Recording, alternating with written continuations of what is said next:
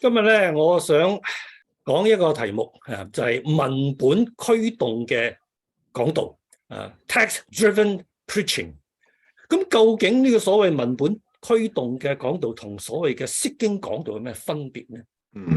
所以我就想用幾個例子咧嚟到去解釋呢種嘅所謂嘅文本驅動嘅講道，然後咧我就盼望能夠睇呢啲點樣嘅去使用發展喺我哋個講章嗰個嘅上面。咁樣咧，既然我哋講到呢個釋經講道咧，我首先用我自己嘅講道系教授所寫嘅一段嘅關於釋經講道嗰個嘅定義佢寫一本書我相信大家可能有機會都睇過釋經講道七階我常常都係用呢本書嚟到去做教導釋經講道嘅。咁佢點樣講法咧？佢話釋經講道咧係聖經經文嘅中心思想嘅現代化，經由正確嘅解經方法係歸納出此中心思想，透過有效嘅溝通方法宣告出嚟，目的係要規範理性、引導心靈、影響行為、歸向敬虔。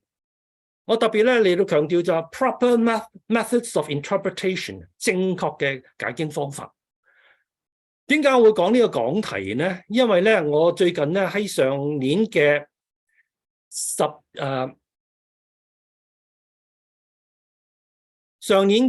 9月，我因為喺浸信會服侍咗20幾年啦咁我就參加呢個美加華人浸信會聯會嘅一個雙年會，係第41屆，喺上年9月舉行。咁嗰個嘅雙年會咧，嗰個主題咧就係文本驅動嘅講道，text-driven preaching 我或者簡稱佢 TDP。咁個主要講員咧係 Dr. David Allen。咁佢係邊位咧？佢係咧原來美西南浸信會神學院嘅傑出講道教授George Church Chair of Ministry。咁佢亦都係美西南浸信會神學院嘅釋經講道中心嘅主任。咁佢而家退休啦咁佢就創辦咗呢個 David Allen Ministries。咁佢亦都係一個講道教練preaching coach。咁佢寫咗2本書，一本咧係佢嘅做主編啦咁就係 text-driven preaching 另外一本係自己寫嘅亦都係 text-driven preaching。咁佢另外一本書咧就係希伯來書嘅釋經書。咁樣咧，你發覺咧美西南浸信會神學院咧當時候係全美國最大嘅神學院所以佢哋你睇到佢哋每年咧都有呢個所謂嘅 TDP 嘅 conference annual 呢個第2次 annual preaching conference。咁你就知道咧，美西南浸信會神學院咧，佢哋好強調呢一種嘅 text-driven preaching。我自己唔係美西南浸信會神學院畢業嘅，但係咧佢哋係因為好多嘅神學生好多嘅牧者都係美西南浸信會神學院畢業，咁佢哋嗰個嘅好強，現在好強調咧呢個嘅 TDP。咁你睇下佢嘅網頁啦美西南網頁咧嗰個 preaching source， 咁佢都係強調咧呢個 text-driven preaching。好啦，乜嘢叫做文本驅動嘅講道咧 ？text-driven preaching 咧佢哋有3方面或者我讀出嚟啦。TDP is the interpretation and communication of a biblical text in a sermon that represents the substance, structure and the spirit of the text。我上次嚟到翻譯TDP 咧係喺講道中對經文嘅解釋同埋宣講，重新呈現出經文嘅實質、結構同埋精義。所以佢有3個嘅 symbols 實質 substance。結構 structure 仲有 spirit 精義精義。咩叫實質咧？佢就咁樣講法。What is the text? What the text is talking about？ 文本就講啲乜嘢 ？What the text is saying about what it is about？ 文本怎樣陳述經文中要說嘅內容？其實我相信大家當中都讀過講道學嘅，其實呢個實質咧，同呢個 Helen Robinson 嗰啲係相同嘅就係 subject complement 所以喺呢方面咧，我覺得係其實咧就係一般嘅Helen Robinson 嗰套subject complement。好啦，佢嘅結構係咩意思咧？structure 咧，佢話 how the text is arranged syntactically 喺句法上嘅排列方式。How the text is arranged semantically, the actual structure of its meaning. 文本在語義上嘅排列方式，實際結構嘅含義。其實咧，佢呢兩方面咧 ，syntax 句法 ，semantics 語義，都係我覺得咧係集中喺呢個新約書信上面所以咧。主要嘅應用係新約書信，你睇下佢個網頁咧，我剛才俾你睇個網頁咧，佢好多嘅例子咧，我相信絕大部分咧都係用新約書信嚟到去作為例子。所以因為呢個 syntax 同埋 semantics 係喺最好使用嘅地方就係呢個新約書信。好啦，咩叫精義咧？精義 spirit， 佢話咧你要知道嗰個嘅 text。嗰個題材係咩？genre 可能係 narrative expository hortatory 敘述性說明性或者係勸告性。咁佢哋好強調呢個所謂嘅 what's the tone or spirit of the text， 文本嘅語氣同埋精義係 happy、sad、judgment 快樂、悲傷或者係屬於審判嘅。咁佢哋即係話你講嗰篇道應該同嗰個嘅經文係嗰個嘅 genre 嗰個題材係配合嘅我哋要知道聖經好多唔同題材，有新約書信有舊約敘述文有詩篇等等，好多唔同呢個嘅題材，所以我哋一定要按照嗰個題材嚟到去預備一篇嘅講章。咁佢要強調一樣嘢咧，就話你講到嗰篇講章個結構structure 要尊重反映呢個題材respect and reflect。咁然後咧，每一個文本每個 text 佢會宣講一種佢有佢帶出嗰個語氣 tone 同埋嗰個感受 feel。所以呢種無論係呢個題材、語氣、精義感受咧，盼望能夠喺你嗰篇講章當中能夠反映出嚟。好啦，講咗咁多理論啦，或者佢David Allen 咧就用希伯來書12章1至2節咧作為一個例子。好，我哋睇睇呢段經文，大家都好熟嘅希伯來書12章1至2節。我們既有這許多的見證人，如同雲彩圍着我們，就當放下各樣的重擔，脫去容易纏累我們的罪，全心忍耐，奔那擺在我們前頭的路程，仰望為我們信心創始成終的耶穌。他因那擺在前面的喜樂，就輕看羞辱，忍受了十字架的苦難，便坐在神寶座的右邊。嗱，呢段經文咧，大家都熟啦。咁講到咧，見證人，因為前面11章所講嘅見證，好多嘅見證人，然後咧講到放下各樣嘅重擔，脫去容易纏累我們的罪，亦都講到咧，要奔走那擺在我們前頭的路程，然後又講到呢個信心創始成終嘅耶穌，又講到呢個輕看羞辱。講到忍受十字架嘅苦難。當我哋睇呢段經文嘅時候咧，可能你心目當中，哇，其實裏邊有好多嘅題材，好多主題都可以成為一篇講章嘅。譬如話，可能講嘅講道題目係咩咧？哇，因為一開始就講到見證人所以我哋點樣可以為主作見證咁又係一篇道咯。點樣嘅可以脫離容易纏累我哋嘅罪？又係一篇道啦。點樣去奔走呢個屬靈嘅旅程？又係一篇道。點樣嘅仰望為你信心創始成終嘅耶穌？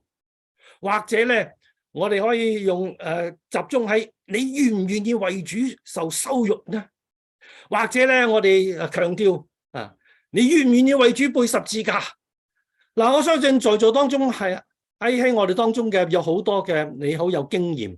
其實咧，以你嘅功力咧，任何一段經文咧，你都可以抽出嚟到去講一篇嘅好感人嘅道。我相信你好多經歷嘅時候，呢個唔難嘅，因為呢啲都係可以好多嘅應用點亦都係好激勵信徒嘅。但係假如我哋係集中喺譬如話你願意為主受羞辱咩？或者係話點樣嘅脫離容易纏累你嘅罪咧？嗱，呢啲雖然係一個好嘅題材，但係咧，當我哋睇呢段經文嘅時候咧，我哋要睇下究竟作者佢點樣嘅嚟到去寫呢段經文，佢要話俾我哋聽乜嘢呢？嗱，我哋睇下學和本先吓。我特別咧就大家要睇一節嘅經文，就係全心忍耐，奔那擺在我們前頭的路程。嗱，呢度好明顯啦，呢個奔其實就係整段嘅經文1至2節一個完整嘅句子當中嘅主要嘅動詞 main verb。咁然後咧有其他嘅第1節嗰度，我們既有這許多見證人，同埋就當放下各樣嘅重擔，有一句，然後仰望為我們信心創始成終嘅耶穌。3句咧都係屬於所謂嘅分詞 participles。嗱，嗰啲分詞咧一般嚟講咧喺呢個嘅新約書信咧係屬於從句嘅subordinate clause。咁既然係從句嘅時候，咁即係話咧，佢一定要跟隨嗰個主句嘅，跟隨主句嗰個主要動詞就係奔那擺在我們前頭的路程。嗱，雖然我頭先講到每一節每一句咧都可以成為一篇講章，但係喺呢段經文當中嗰啲嘅分詞，佢係其實要跟從嗰個主句嘅。你抽佢出嚟嘅時候咧，就好似你用一個嘅一個從句嚟到成為一個主要嘅重點嘅時候咧，可能就會忽略咗整段經文作者要講俾我哋聽乜嘢。好啦，仲有下邊咧，他因那擺在前面啲喜樂，下邊輕看羞辱忍受十字架苦難等等。其實呢一段經文咧係屬於關係從句嘅 relative clause， 整句咧係其實咧係有一個 relative pronoun 係指住耶穌嘅，所以成句當然係講到耶穌啦。咁如果你抽呢個 relative clause 出嚟作為整個講章嘅中心咧，就有少少本末倒置啦。嗱，所以咧呢個文本驅動嘅講道咧，就要睇翻嗰個 text 經文究竟作者要講啲乜嘢。嗱，我哋睇翻原文啊，嗱就係呢度所講嘅嗰個主要動詞 main verb。呢個主要動詞只有一個 trachomen， 係唯一嘅主要動詞，係屬於 subjunctive， 屬於呢個 hortatory， 即係話勸勉嘅一個嘅動詞。咁然後有3個我用藍色嚟標籤嘅，就係呢3個嘅分詞。我頭先已經講係從句，所以我排列嘅時候咧，就係啲從句咧係跟住嗰個嘅主要動詞嗰個main clause 嚟到去跟住佢，所以咁排列。咁然後咧大家可能睇到咧，呢度有個 hos， 就是呢個 relative pronoun。當然咧應該係指住呢個前面所講嘅耶穌。咁後邊呢度整句咧說話咧都係一個 relative clause， 關係從句。咁所以咧我哋如果要講到，一定要成段經文作者佢個中心點係咩？ main verb main clause， 然後有其他啲從句 subordinate clauses， 仲有啲 relative clauses。咁成段去睇嗱，英文都一樣啦吓。咁呢個嘅主要動詞仲有3個嘅分詞。當然我唔否認咧，3個分詞裏邊含有好多好多嘅真理嘅吓。譬如好似話咧，呢度3個分詞咧，其實咧，當我哋去細心去研究嘅時候咧，有好多點樣嘅嚟到跟從呢個主要嘅動詞。譬如我舉例子，ESV 咧翻譯 Let us also lay aside。呢度用嘅 Let us 同呢個 Let us run 咧，其實都係好相同嘅，都係一個勸勉啊，讓我哋去擺低嗰啲嘅重擔。然後咧 since we are surrounded， 其實呢個分詞咧就係想話俾你解釋咗話咧，既然啦即係翻譯中文翻譯既然，即係一個講到個原因reason。我哋所以呢個第一個分詞咧就係講到嗰個原因，第二嗰個分詞咧可以係一個勸勉要你擺低，但係其實咧亦都係呢個分詞可以表達呢個方法，點樣嘅去奔走咧？係嗰個方法就係首先你要擺低，所以即係呢個分詞咧可以係表達呢個嘅方法。咁然後呢個 looking 呢個分詞咧，亦都可以表達呢個方法，點樣嘅去奔走？嗰個方法就係注視耶穌。咁然後咧，當然啦，後邊呢句係呢個嘅關係從句 relative clause 就話俾你聽。耶穌點樣成為我哋嗰個嘅榜樣？佢自己點樣嘅去呢個忍受個十字架羞辱所以咧呢度單抽一個出嚟咧，我剛才已經講啦，以你嘅本領咧，我相信你絕對可以講一篇道，可以嚟到去激勵大家弟兄姊妹點樣嘅嚟到去處理嗰啲罪或者係點樣嘅去忍受羞辱等等。但係咧，我哋呢個所謂文本推動嘅講道咧，就話我哋一定要睇就成個嘅嗰個 syntax 同埋嗰個嘅 semantics 嚟到去決定究竟作者佢要講啲乜嘢。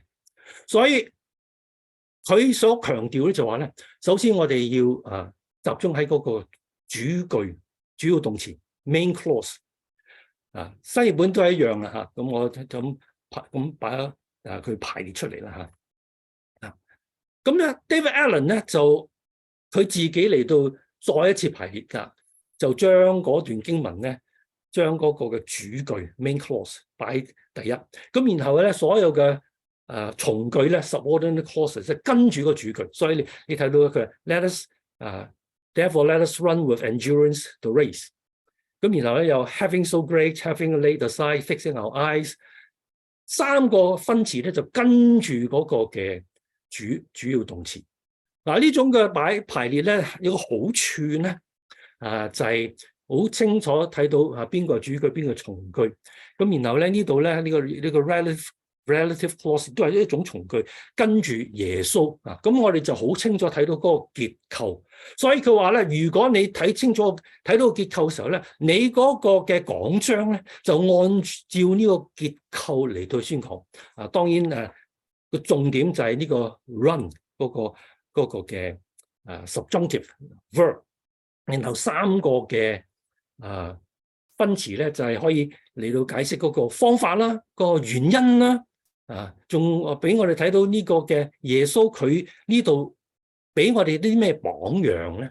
咁所以咧，其實當我哋好詳細分析呢段成段經文嘅時候咧，嗰個嘅講章就嗰個嘅結構咧就好清楚啦，就按住經文嗰個嘅結構嚟到去宣講。所以其實對我哋預備一篇講章嚟講係好大嘅幫助。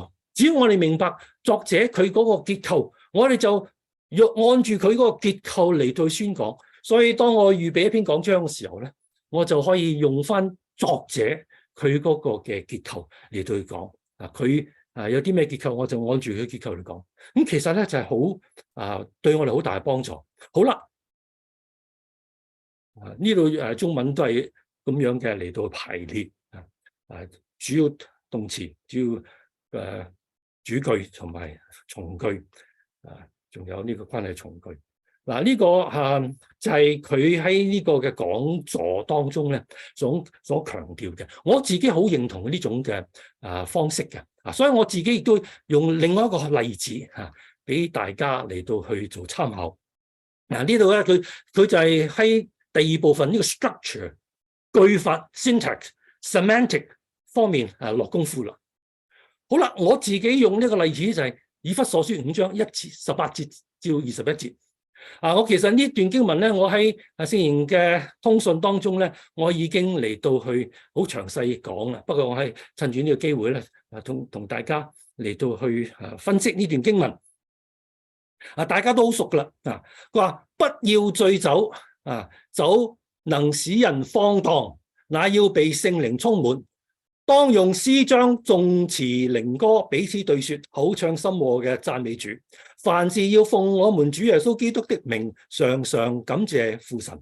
又當存敬畏基督的心，彼此順服。嗱，當我哋睇呢段經文嘅時候咧，好似有4個不同嘅方向。第一個就係講到不要醉酒啦，要被聖靈充滿啦。第二個咧，嗰個嘅方向咧係講到點樣嘅讚美主用詩章、頌詞、靈歌彼此對說，口唱心和讚美主啦。咁第三個咧好唔同嘅喎，凡事要奉我們主耶穌基督嘅名，常常感謝父神喎。咁第4方面又係有唔同嘅喎，當存敬畏基督的心，彼此順服。同樣道理啦，即係話咧，當我有需要嘅時候想鼓勵可以喺一段經文當中咧，可以其實呢度可以有4篇講章嘅喎。因為4個好似唔係好相同嘅一個題目所以咧可能講嘅題目咧喺呢段經文咧可以有4方面嘅喎。如何被聖靈充滿啦？如何在敬拜裏唱歌讚美神啦？或者咧我哋可以鼓勵基督徒咧點樣奉主名感謝父神，或者咧鼓勵咧基督徒咧係彼此順服。因為裏面咧有4方面咧，好似嚟講咧好獨立嘅，每一個都有佢嘅重點喺度喎。咁所以係唔係我哋可以咁樣抽出嚟咧？當然咧，我相信咧裏面每一節經文咧都有好多嘅真理，真係可以真係講喺邊度。但係咧，如果我哋從呢個 TDP 呢個角度去睇嘅時候咧，我哋點睇法咧？首先我又將呢段經文咧去排列啦。咁首先要揾出個 main verb， 個 main verb 就係嗰個命令啦，不要醉酒，乃要被聖靈充滿。要被充滿就係呢個動詞命令嘅動詞imperative。好啦，我常常喺我釋經講道嘅課程咧提醒佢哋，當我哋睇翻譯嘅時候咧，要留心嗰啲嘅標點符號。因為標點符號就係解經啊！你睇下呢啲標點符號一個句號、句號、句號、句號，難怪分為4個分段，有4句啊！所以咧係好似嚟講係好獨立，因為有4個句子啊嘛，所以可以分為4個分段。但係咧，我哋睇翻呢個原文嗰個嘅結構啦。剛才我已經講啦，2個嘅命令 imperative。咁呢個第2個命令咧要被充滿啊。第一，佢屬於 present tense；第二，佢係屬於命令 imperative；第三係 passive voice 被動語態。其實單單呢個命令係 present tense、imperative、passive voice 裏邊有包含好多真理，嗰度咧已經可以幫助到我哋嚟到去點樣嘅解經啦，並且咧點樣去應用喎？呢度一個字 present tense、imperative、passive voice 已經好多嘅應用，但係咧最大嘅挑戰咧就係下邊啦，下邊咧19、20、21節啦，嗰度咧原文嗰度咧都係分詞，總共有5個分詞。第1個分詞，第2個分詞，第3、第4、第5個分詞。我剛才已經講啦，分詞咧係一般嚟講咧係從句嘅，從句就跟隨主句，跟隨主句就係嗰個嘅命令啦。既然係從句嘅時候咧，即係話咧，其實當然咧裏邊每一句都有好多，每一個分詞嗰句咧都有好多真理嘅，絕對你可以以你嘅本領咧你可以單一句咧講一篇道。呢個唔難嘅因為裏邊有包含真係好多真理。但係從一個嘅呢個文本嘅結構嚟到睇嘅時候咧，單抽出嚟就有問題，因為係從句啊嘛，從句係跟住主句啊嘛，跟住主句嗰個係命令啊嘛，就係被聖靈充滿啊嘛。咁所以我哋睇呢段經文嘅時候咧，一定要成段經文嚟到去睇嘅啊，因為後邊有5個從句。咁究竟個從句咧嗰個嘅分詞同嗰個主要嘅命令有咩關係咧？所以我哋再睇翻呢個中文翻譯啦。要被聖靈充滿然後咧當對說就係第一個分詞，口唱第二個分詞，心和地讚美主第3個分詞，第4個分詞係感謝 giving thanks， 第5個分詞係順服。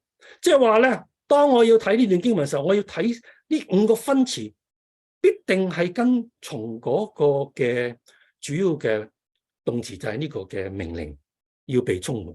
咁點樣嘅拉上關係咧？我再俾大家睇睇嗰個嘅英文嘅翻譯 ESV 啊，我多數用 ESV 留心嘅就係呢個 be filled imperative， 然後咧 addressing、singing、making melody、giving thanks、submitting 大家我頭先已經強調咧，就話呢個嘅標點符號就係解經嚟嘅。你睇睇呢個翻譯，第一個逗號 comma comma comma comma 仲有呢度有個 comma 我漏咗全部都係 comma， 最後一個嘅 period。即係話咧，翻譯者佢明白原來原文嗰個咧係一個完整嘅句子嚟嘅，所以咧雖然咧係好長好長ESV 同 NET 我計過條數，用咗64個英文字嚟到翻譯呢句話。佢冇用 period 點解咧？因為原文係一句話啊嘛，咁所以佢盡量嘅嚟到去忠於原文，一句說話。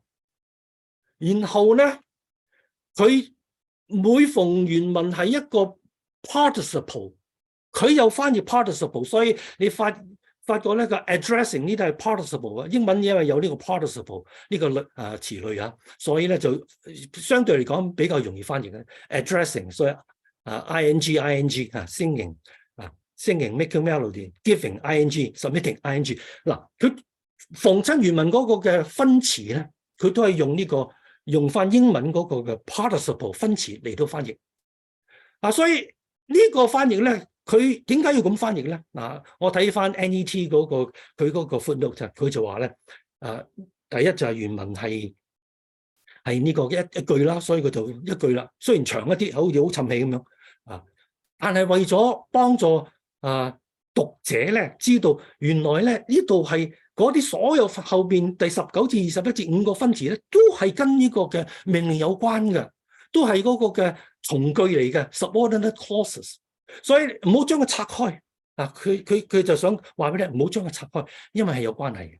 如果拆開咗咧，就雖然你可以講一篇好好聽嘅道，可以好多應用點，但係咧卻係忽略咗保羅當佢寫呢段經文嘅時候咧，佢所要強調嘅係乜嘢？好啦，所以呢個就係一個另外一個例子咧，就強調呢個句法啦。呢個一句啊嘛，一句，所以佢就用一句嚟到翻譯。仲有咧語義就係呢個 participle 咧喺解經當中咧係一個好緊要嘅一環節嚟嘅，所以我特別係用呢個作為例子 participles。participles 咧喺文法上咧唔可以成為一獨立存在嘅，因為一定要係跟住個主句啊嘛。你唔可以有一個 participle， 你英文好希臘文好，你都唔能夠有一句話咧係單係有 participle， 唔得嘅喎，一定要有個 main verb 喎，係咪？好啦，佢一定係一般嚟講咧跟從嗰個主句咁一般嚟講係從句嘅。Dan Wallace 我個希臘文教授咧，佢寫呢本書《Greek Grammar Beyond the Basic》好嘅希臘文嘅課本。我話咧 ，Mastery of the syntax of participles is mastery of Greek syntax。掌握分詞嘅句法就能夠掌握希臘文嘅句法。所以我喺聖言教呢個希臘文嘅時候咧，我用好多時間嚟到去教導呢個點樣嘅去解經，就係呢個分詞嘅解經。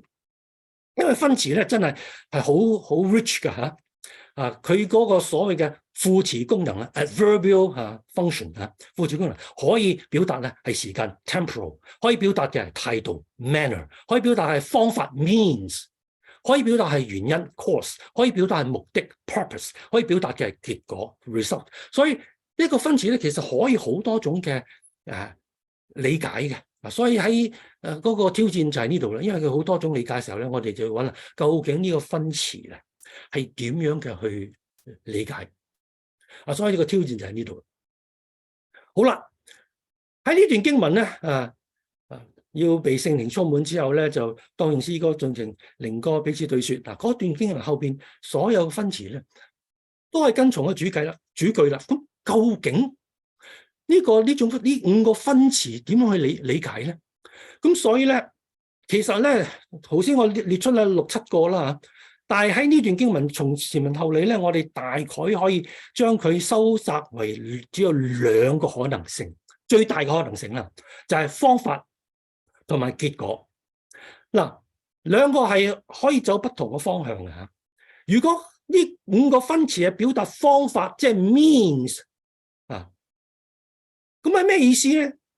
嗱，因為跟隨呢個主句呢個命令，當被聖靈充滿咧，即係話下邊嗰5個分詞咧，如果係表達方法，就話呢啲分詞係話俾我哋聽咧，究竟我哋基督徒點樣嘅被聖靈充滿？因為方法啊嘛，即係話咧，咁下邊嗰5個分詞就係用敬拜同讚美嘅方法，用感謝嘅方法，用信服嘅方法。用呢個嘅呢幾個方法咧，如果你咁追求嘅時候咧，就可以被聖靈充滿。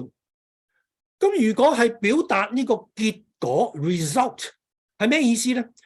咁嗰5個分詞咧就話咧，一個被聖靈充滿嘅一個基督徒所帶嚟嘅結果 result。咁就係呢個結果係咩咧？就係活出呢個敬拜嘅生命啦、讚美嘅生命啦、感謝嘅生命啦、信服嘅生命。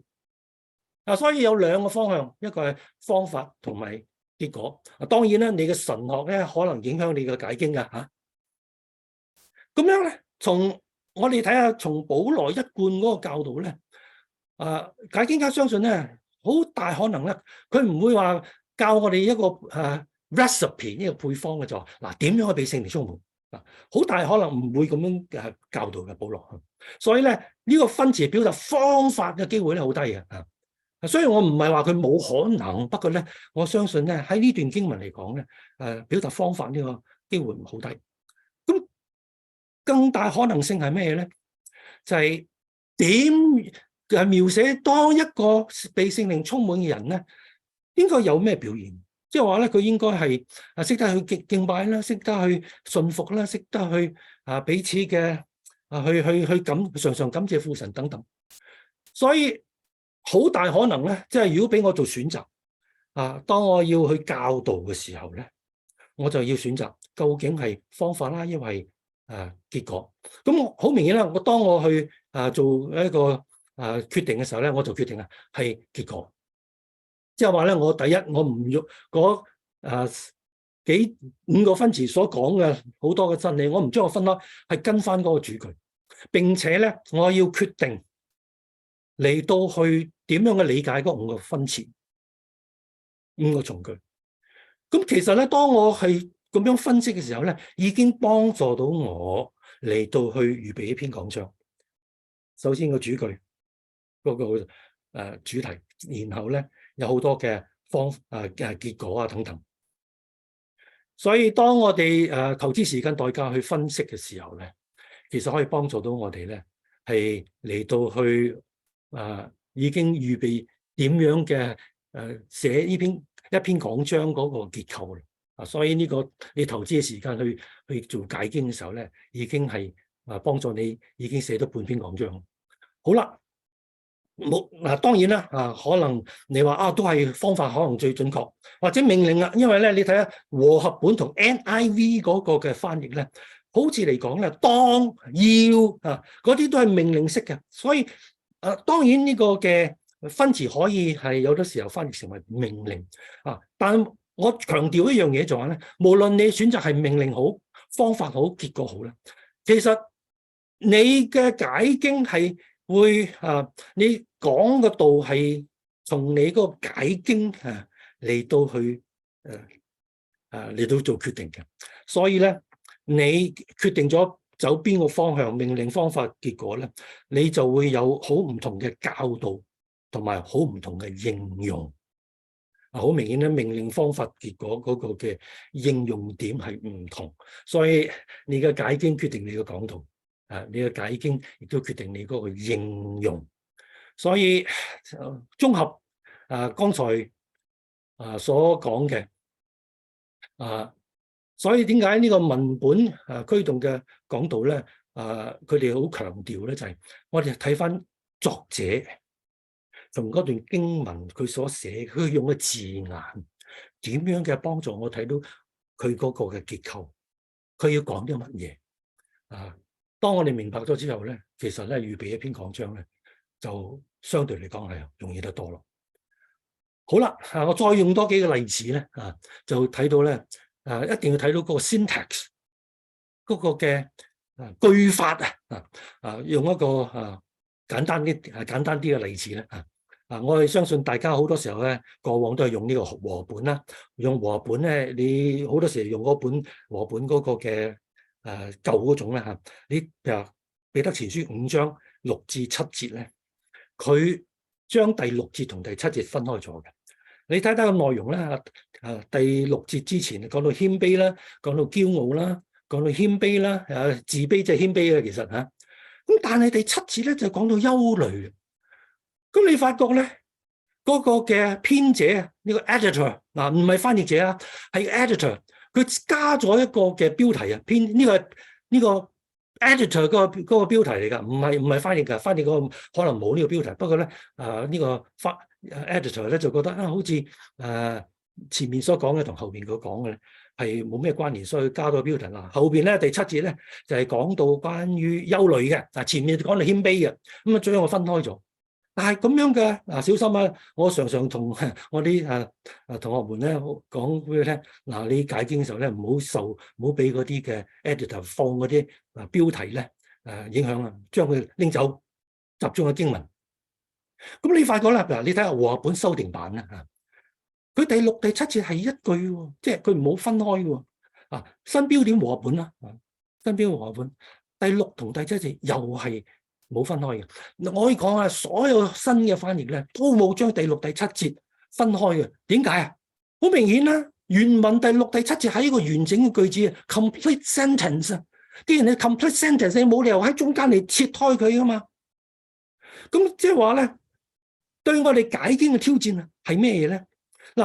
點解個編者咧將佢分開？因為覺得前面所講嘅謙卑，後邊講嘅憂慮，好似兩個唔同嘅題目嚟嘅喎，咁咪將我分開咗。但係我因為喺教會，我將成個嘅彼得前書講晒。當我去到呢度我當佢讀到呢段嘅時候咧，我話唔係原文第6節同第7節係一個完整嘅句子嚟喎，唔能夠分開嘅喎。當然我明白嗰個挑戰係咩咧，就話究竟謙卑點樣同憂慮有關同一句說話。應該係有關係啦，係咪？所以個挑戰咧就話，點解謙卑一個人唔謙卑或者會帶嚟憂慮所以呢個就係我解經或者講道嘅挑戰。好明顯呢個嘅編者唔係翻譯者，佢可能佢都未理解到究竟謙卑同呢個憂慮有咩關係。呢個就係亦都係一個例子，就話呢個 syntax 呢個你睇翻嗰個。原文嗰個句子，佢一句嚟嘅，唔好將佢分開，分開咗就唔啱噶啦。好，另外一個例子，哥林多前書10章13節，我哋好熟嘅經文，你們所遇見嘅試探，無非是人所能受的。我哋睇睇呂振中譯本，那臨到了你們的試煉，唔係試探，用試煉。新漢語，你們所受的試探。新漢語翻譯咧，佢知道咧呢個字咧，其實可以有3個不同嘅翻譯。第一個翻譯就係試探啦，但係第二個翻譯咧就係試煉或者係考驗。所以咧佢知道，所以佢就係括弧或試煉或考驗都得噶好啦，ESV 就 No temptation has overtaken you。NET no trial has overtaken you， 所以 ESV 就係用試探啦，NET 就係用試煉。咁其實咧呢個原文呢個字咧試探咧或者試煉咧，其實出自一個字，可以有不同嘅翻譯啊，可以翻譯成為 temptation， 可以翻譯為 trial， 可以翻譯為 test 考驗，因為翻譯同一個字 perismos 21次，成個嘅新約聖經只出現21次，而你一定要睇前文後理先知道究竟係呢個嘅試煉啦，又試探啊，所以要睇前文後理嘅。嗱，頭先我哋睇到和本咧，佢話我們所受嘅試探。嗱，當你用試探嘅時候咧，其實已經將嗰個範圍縮窄咗啦。點解咧？因為我哋知道試探係邊度嚟噶？聖經話咧，神不試探人，即係話如果係我們所受嘅試探，咁即係話咧呢個試探一定係出自魔鬼噶啦，因為神唔會試探人啊嘛。但係神可唔可以試煉人咧？絕對可以。咁究竟係試煉啦，抑或試探啊？係出自魔鬼啊，出自神？咁當然咧，有時候有啲情況，我請問你啊，約伯嘅佢面對所經歷嘅係出自魔鬼啊，出自呢個神咧？所以嗱，呢度解經咧，我覺得係一個挑戰啦。呢度我覺得你唔能夠單譬如話你用，我知道大家已經好多熟練啊，用呢個電腦軟件啊，咁你就揾試探，你列晒成本嘅和本嘅試探，或者英文嘅嗰個 temptation， 你揾晒，係全部都係試探喎。但係呢個咁嘅做法咧有問題嘅，因為咧喺一段經文咧，佢係翻譯試探，一段經文翻譯試煉，所以我哋唔能夠單用英文好中文好嚟到去 search， 一定要用去翻原文，就睇到有21節經文，咁我哋仲慢慢21節經文慢慢去睇，究竟呢個詞點樣用？咁實在係呢個字咧，可以係按前文後理咧，係可以係試煉、試探或者係考驗。所以我覺得咧，呢個亦都係一個關於語義嘅語義呢個嘅應用啦，即係話咧，我哋要知道嗰個字喺嗰段經文點樣嘅使用，咁先至可以有一個更加準確嘅解經。好啦，我現在咧或者做一個好簡單嘅一個 evaluation TDP 個評估。其實咧雖然我知道喺呢個講座當中咧，喺佢 David Allen 講座當中，佢想強調咧我哋嗰個係呢個 TDP 咧同你哋一般嘅釋經講道唔同嘅，我哋更加準確。其實咧，我覺得咧，佢用嗰啲例子咧，其實係冇將到原來釋經呢個釋經講道嗰個重點帶出嚟嘅。其實咧，佢嗰個方法咧都係釋經講道，只不過咧佢哋好強調咩嘢咧？係原文釋經講道，因為佢個 text 咧就係指原文啊，text 就係指原文，所以話咧去翻呢原文呢個係 participle， 呢個係一個 relative clause。呢個 relative pronoun 去翻個原文嗰個字，所以其實咧佢哋想強調咧就係呢個原文釋經講道，而佢哋咧雖然話呢個嘅 text driven， 其實咧係主要咧佢係應用喺新約書信因為佢想強調係 syntax 句法、語義 semantics 喺舊約嘅敘述文嘅解經咧，我覺得呢個 syntax semantics 唔係最重要嘅。當然我唔能夠忽略嘅，但係問題咧，仲有好多喺舊約敘述文，仲有好多嚟到幫助我哋解經嘅。譬如好似話呢個嘅交叉結構咧 chiastic structure 咧，都係幫助我哋解經。所以咧，我睇到佢哋嗰個網頁咧，佢哋好多時候用嘅例子都係新約書信。新約書信呢個好緊要 syntax semantics。但係咧，我覺得唔能夠包含所有好多嘅經文。我記得當David Allen 講完道或者Q&A 嘅時候，我就問：喂，你個方法好似嚟講咧，主要係集中喺新約書信。我當時又未回答到我，咁完咗聚會咧，我就直接問佢，咁佢就解釋其實可以嘅。點我就話究竟呢個舊約敘述文啊、敘事文咧係點樣嘅用你嗰個方法？咁其實咧佢用嘅方法咧唔係在乎嗰個 syntax semantics 啊，所以我覺得佢呢個方法我贊成嘅，因為咧我自己都好 believe in 呢個嘅原文釋經講道，所以咧我係贊成啊佢嗰個嘅處理嘅方法，但係咧我自己係要提出咧就話佢好能集中喺呢個新約書信，但係唔簡單㗎啦。新約書信你知啊，從羅馬書到呢個猶大書啊，好多書信都係屬於新約書信嘅。如果你能夠掌握到嘅時候咧，其實已經包含好多嘅經文。好啦，既然講到呢個所謂嘅原文釋經講道嘅時候咧，咁講到原文啦嚇，呢度咧比較有啲敏感啦嚇啊。我最近咧有機會咧睇到Mark Hoffman 係一個嘅希臘文教授，佢有呢個觀察，佢話咧一般嘅 MDiv 咧讀碩士咧，一般嘅要求咧係咩咧？兩年嘅希臘文，3年嘅有2年學希臘文，1年係學希伯來文。咁學完之後咧，就要即刻要喺其他嘅釋經課程上 exegesis 嘅 course 嚟到用原文喎。哇，真係唔簡單喎！3年就要又要解經咯。咁樣咧，其實過往嗰個嘅學希臘文嘅目標咧，就係要我哋可以直接嘅閱讀希臘文嘅新約聖經，即係 sight reading 啊，攞起一本嘅希臘文聖經就即刻可以讀到，明白裏邊嘅內容。咁但係咧，佢作為一個希臘文教授咧，佢知道咧，其實咧真正能夠一個 MDiv 3年之內剔咗幾科之後能夠達到呢個水平嘅時候，其實唔多嘅。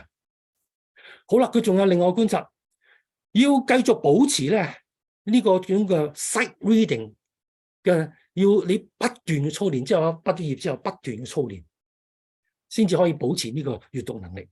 然後咧，佢作為呢個教授咧，佢就知道其實咧絕大部分神學院畢業之後咧，都忘記咗佢哋嘅原文。呢個係好自然嘅，因為真係好困難。咁神學院畢咗業之後咧，其實咧佢哋知道嘅統計咧，幾年之內咧就唔再用啦，因為發覺哇，牧養教會好忙啊嘛，點會有時間好似喺神學院嗰種嘅寫 exegesis paper 啊，冇可能嘅。所以要去達到嗰個階段嘅時候咧，佢哋好多時候頂唔順，因為實在嗰個壓力好大啊。所以咧唔用嘅時候咧，惡性循環更加難用，因為更加需要更多時間。所以惡性循環幾年之內咧都唔會用。甚至現在咧，既然啲人都唔用嘅時候，啲學生唔用嘅時候，唔好嘥時間學咯。不如咧，有好多而家你睇睇，我去過啲神學院嘅網頁咧，佢哋根本唔要求MDiv 唔要求學原文嘅嚇。咁所以對我哋呢個 text-driven preaching， 對我哋一般嘅牧者係好大好多嘅挑戰。我自己未喺聖言服侍之前咧，我係都係做一個牧者，我明白到一個嘅牧者，哇！你諗下，教會又要做好多訓練啊，又要講道啊，又要帶領呢個團隊啊等等，哇！忙到不得了啊，真係忙到不得了。你話點可能對好多牧者，哇！好似神學院嗰種嘅原文釋經講道，你真係講笑，真係講笑。所以唔能用原文嘅時候，只能夠用中文或者英文翻譯嚟解經。當然啦，其實唔係太差㗎，因為點解啊？所有翻譯者都係原文專家嚟㗎，係咪啊？其實我哋用佢智慧嚟到去使用都係好好嘅。只不過咧，有時候唔同嘅翻譯嘅時候，走唔同嘅方向嘅時候咧，你都要做決定啊！你去走邊個方向咧？頭先我舉個例子係方法啦，抑或係結果咧？你最後你都要做一個決定啊！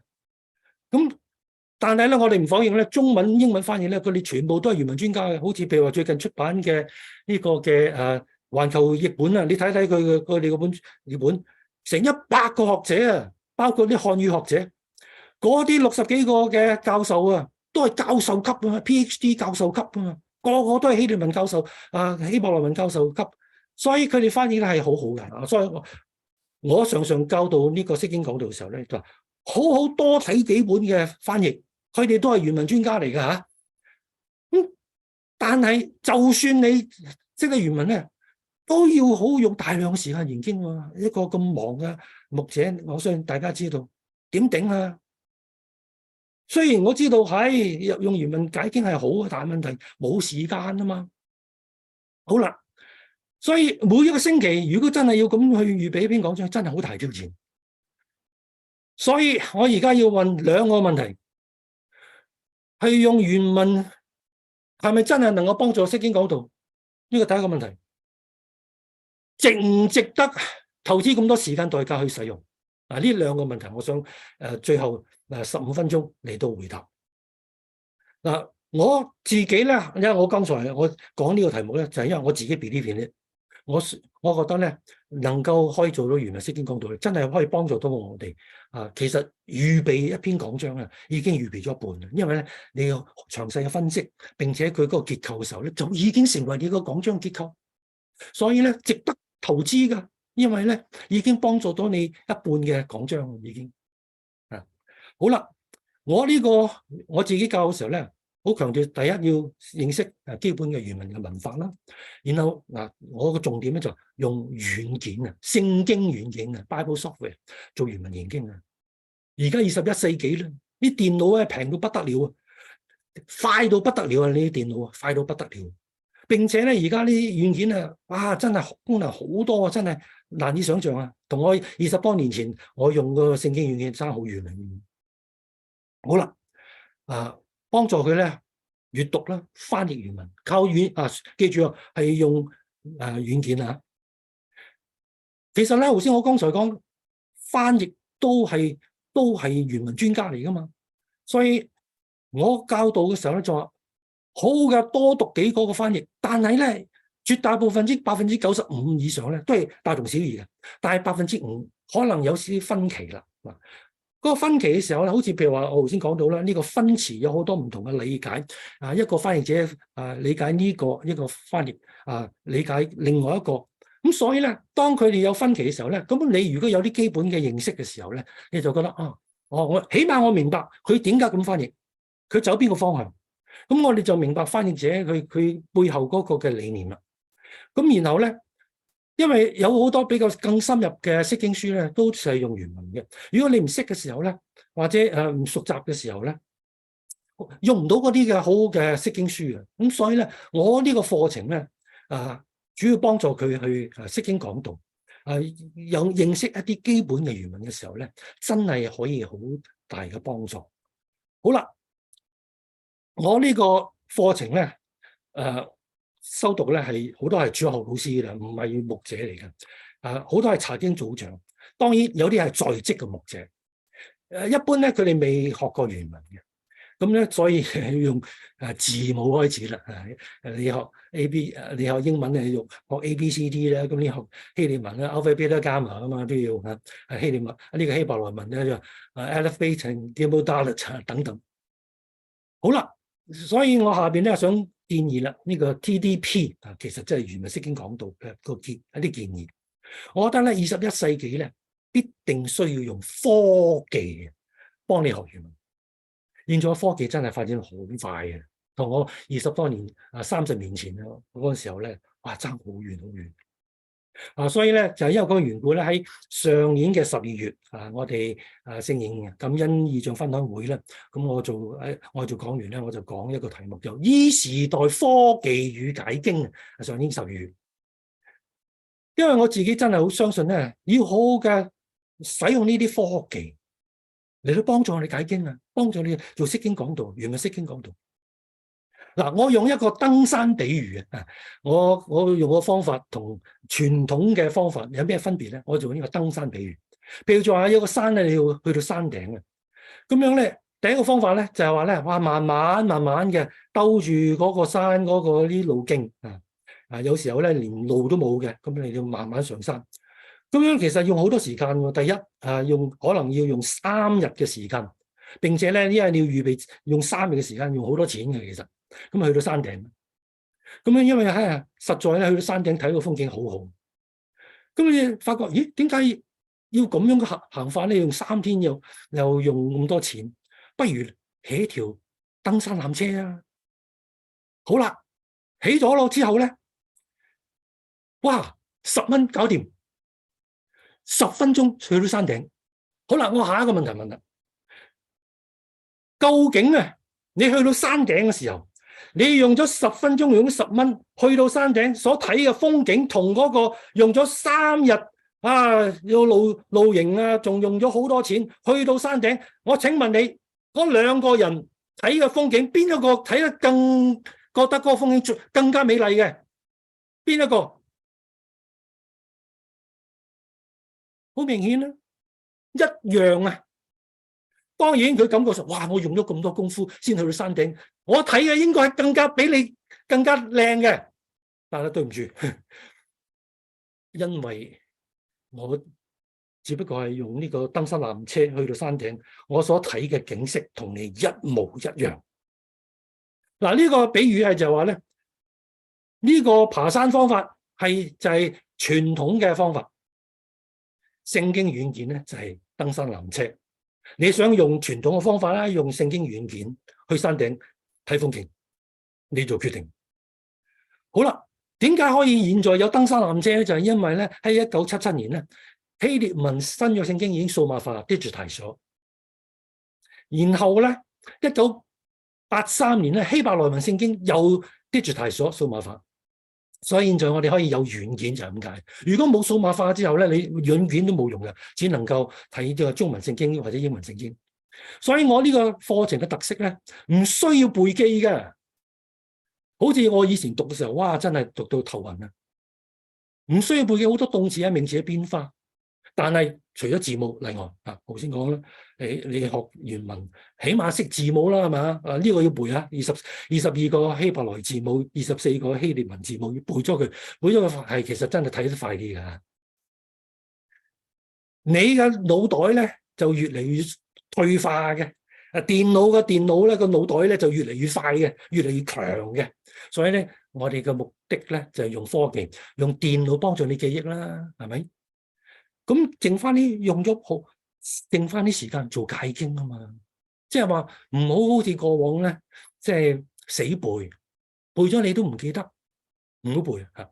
所以咧，當時候咧，我讀神學嘅時候咧，呢個 Roy Brown 咧就喺1999年咧就創辦咗呢個 Accordance 呢個嘅公司，就有建立咗呢個軟件啊。佢自己其實咧物理學嘅 PhD 嘅。咁後尾做軟件工程，所以佢對軟件好熟習。現在咧，佢係希伯來文專家嚟㗎。好啦，用咗軟件嘅時候咧，第一譬如希臘文，你可以有我一般嚟講咧，我都要擺幾個翻譯一齊ESV、NET 和本新譯本，然後睇下每一個字其實咧而家嗰啲所謂嘅 strong label 咗啲咧，就已經睇到之間嘅關係啊。咁然後咧希伯來文又係啦，而家因為已經數碼化啦嘛，咁所以咧而家揾好多資料係快到不得了。我舉一啲例子啦，譬如話咧，我要連續揾到3次出現相同嘅字希伯來字啊，譬如話 tov，即係連續3次出現嘅，揾出嚟咧舊約聖經咧。有9000個不同嘅希伯來詞，點揾啊？第一個方法咁當然啦，可以用一本嘅希伯來文嘅匯編，Concordance Hebrew Concordance。咁第二個方法讀一次咯。好啦，如果我哋用呢個希伯來文嘅匯編 Concordance， 哇！你睇一睇，你唔識希伯來文，你點睇嗰啲嘅經文？睇到頭暈啊！睇到頭暈，而且好貴啊！100，我去 Amazon 143蚊，或者加幣咧，可能差唔多200蚊。而家用呢種方法已經過時啦，唔好用呢個方法。好啦，唔用呢個 Concordance， 用咩方法啦？用讀一次咯。哇，讀一次舊約希伯來文啊，聖經有42萬字，就算俾你係一個猶太拉比啊！讀一次啊，每日讀6個鐘頭，要用2個星期先讀完啊！哇，好難。咁唔讀一次又唔用嗰個 concordance， 點做啊？用軟件啊嘛，你睇睇，用頭先我講連續3次出現，只係用軟件，砰，幾秒鐘揾到咯，幾秒鐘啊！所以我可以肯定啦，全世界冇一個猶太拉比，冇一個聖經學者可以同聖經軟件比較佢嘅速度同埋準確性，冇一個快到冇影啊！嗱我點樣解可以夠咁肯定咧？真話而家我哋21世紀一定要用呢個嘅軟件。3個星期之後，我上我堂嘅要佢做呢個作業，佢哋就即刻做啦。我揾啦3個相同字根嘅形容詞 adjectives， 呢個咧佢即刻揾到啊！揾到就 kadosh 聖哉3個形容詞。呢啲都係3個星期之後嗰啲嘅同學們做到嘅，揾出3次出現3次相同嘅字根嘅動詞 verb。verb 咧特別難，因為相同字根可以唔同嘅出現嘅，唔同嘅形式出現嘅，所以動詞係最難揾嘅。就算俾你去讀一次啊，哇！你如果真係唔係熟到滾瓜爛熟嘅時候咧，你都可能 miss 到嘅。因為咧，你睇下3個雖然相同字根，但係唔同嘅出現，唔同嘅字出現所以好難揾嘅。但係對電腦嚟講冇分別㗎，真係冇分別。你話佢聽點揾佢就點揾啦，幾秒鐘名詞啦耶利米書22章29節，地啊以西結書21章27節，傾覆又傾覆。好啦，我俾佢另外一個作業啦，咁要揾詩篇121篇標籤晒所有嘅形容詞名詞動詞用唔同顏色標籤。因為點解咧？有好多時候咧，相同嘅讀音，但係咧有唔同嘅字根，相同嘅字根唔同嘅讀音，所以咧為咗幫助我哋分析一啲詩篇好多時候就係咁樣嘅，佢哋用相同嘅言語，但係唔同嘅字唔同嘅字用相同言語所以咧又係咁樣3個星期已經識得用呢個嘅軟件嗰個好多嘅功能揾到啊！好啦，希利文啦揾咗 A* infinitive。呢個點解要揾佢哋咁揾咧？係呢個係表達目的同埋結果嘅 purpose 同埋呢個 result。2個星期之後上個堂2個星期要做用軟件揾到啦。佢呢個係一個其中嘅學生原來咧出現呢個咁嘅結構咧，出現55次特別係保羅書信55次，然後53節經文。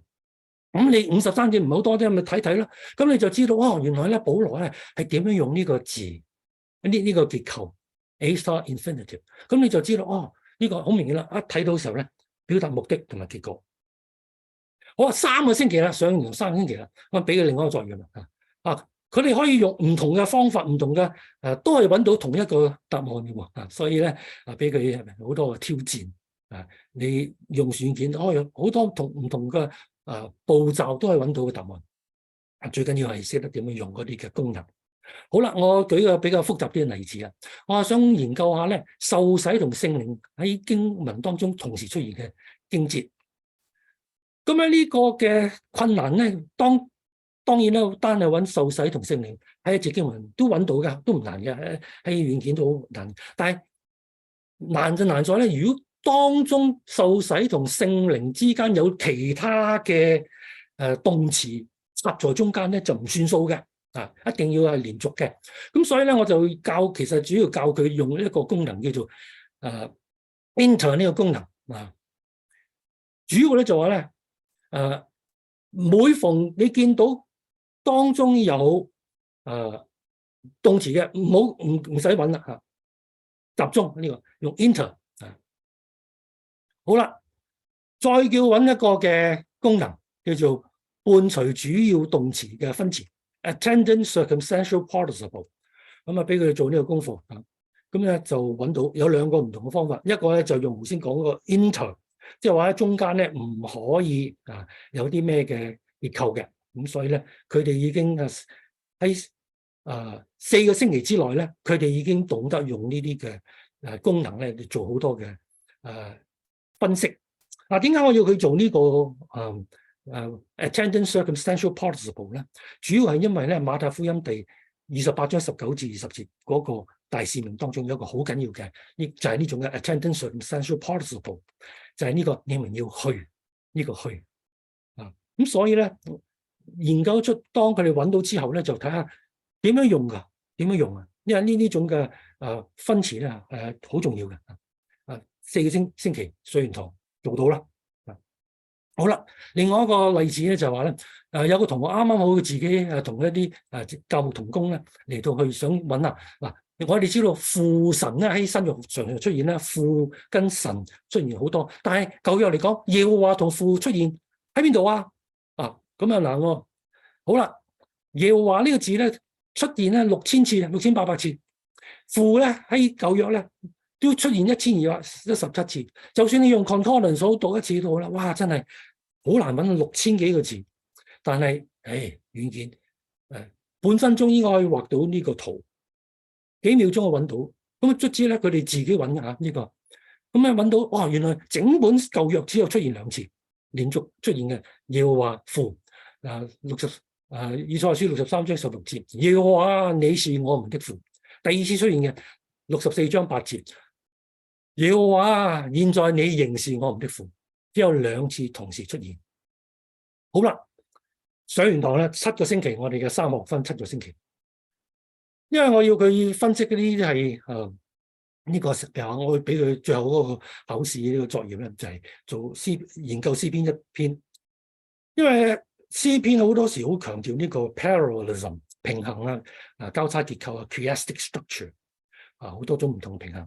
咁嗱，我哋睇下呢個係其中一個同學，佢就睇到喺原文呢度要佢排列用原文排列然後咧有一個同學咧睇到呢度咧第3節咧有一個嘅 chiastic structure 交叉結構。